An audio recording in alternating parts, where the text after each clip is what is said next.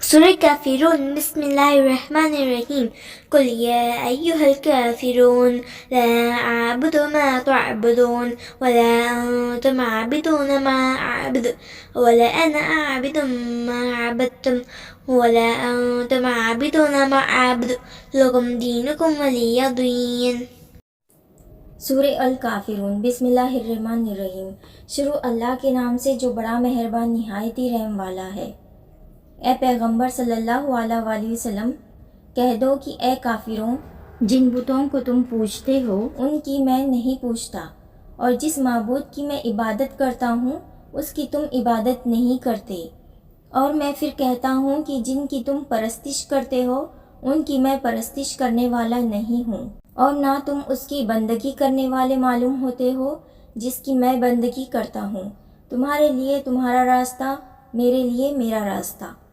سورة اخلاص بسم الله الرحمن الرحيم قل هو الله أحد الله الصمد لم يلد ولم يولد ولم يكن له كفوا أحد.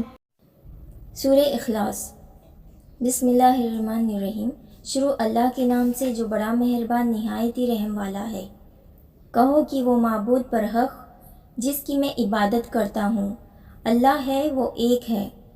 اللہ بے نیاز ہے، وہ نہ کسی کا باپ ہے اور نہ کسی کا بیٹا، اور کوئی اس کا ہمسر نہیں.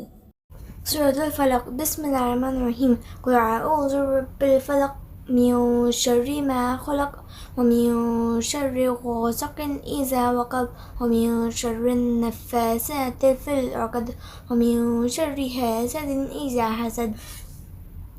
سورہ فلق بسم اللہ الرحمن الرحیم. شروع اللہ کے نام سے جو بڑا مہربان نہایت ہی رحم والا ہے. کہو کہ میں صبح کے مالک کی پناہ مانگتا ہوں ہر چیز کی برائی سے جو اس نے پیدا کی، اور اندھیری رات کی برائی سے جب اس کا اندھیرا چھا جائے، اور گھنٹوں پر پھڑ پھڑ کر پھونکنے والوں کی برائی سے، اور حسد کرنے والے کی برائی سے جب وہ حسد کرنے لگے. سورة الناس بسم الله الرحمن الرحيم قل أعوذ برب الناس ملك الناس إله الناس من شر الوسواس الخناس الذي يوسوس في صدور الناس من الجنة والناس. سورہ ناس بسم اللہ الرحمن الرحیم. شروع اللہ کے نام سے جو بڑا مہربان نہایت ہی رحم والا ہے.